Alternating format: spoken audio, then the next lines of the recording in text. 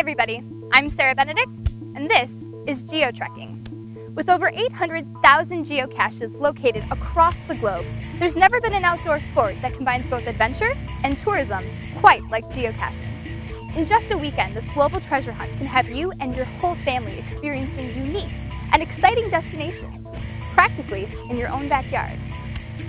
Geocaching is a high-tech treasure hunting game played throughout the world by adventure seekers equipped with GPS devices. A person can place a cache anywhere in the world, pinpoint its location using a GPS device, and then anyone can then try to locate that cache. There are currently well over 800,000 active caches worldwide.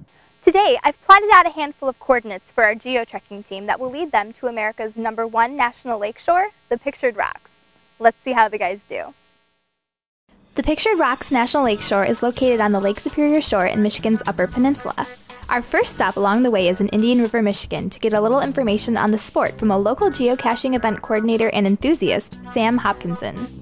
Now, you said you and your family kind of do this together as a whole, and you've not only gone out and found the caches, but you've also placed a number of them as well. Right. How many would you say that you guys have placed? I placed 22 right now. Had 23, one got demolished. Working on several other ones to get them out there. My son's got about 30 caches out there right now. You've were also telling me that you're involved in what's called a cache bash. Can you tell me a little bit about what a cache bash is? Big events that helps bring people in, helps teach them how to do caches too as well.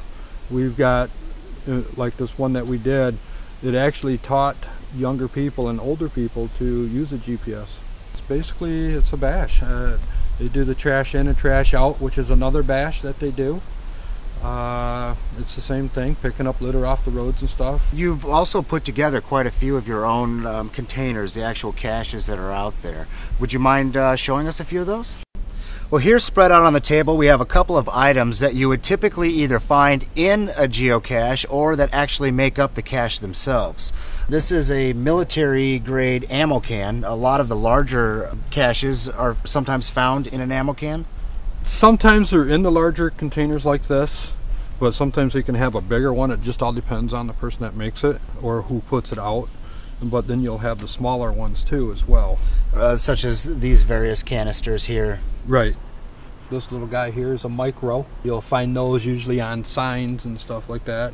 Now, can you tell us a little bit about these guys here? This is a stuffed animal with a dog tag, and then we've got another one here, kind of a custom-made fish. What is the significance of these items? For a travel bug, like a teddy bear or whatever the people put out, it'll mean something to somebody.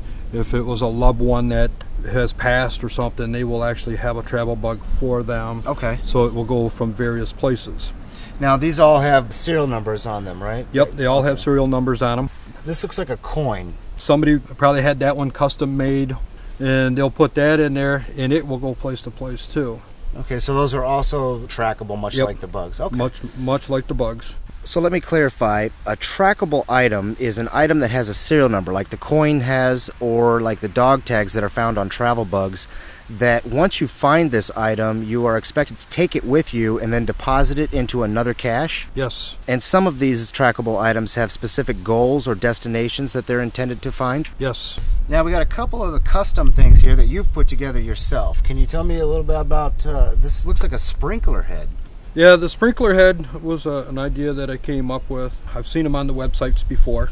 Inside, you got the logbook, a pencil. And every cache is basically required to have some type of log in it that the person who finds it can then sign to document. My latest one that I just built is my pine cone. So really taking advantage of the camouflage. And then it will hang in the trees. Right. But that's my newest one. Well, Sam, thank you very much for your time. I appreciate it, and hopefully we'll see you out on the trail. No problem. I enjoy it. Thank you. When we come back, a historic lighthouse along the Lake Superior shore and the Grand Au Sable Falls. Don't go away.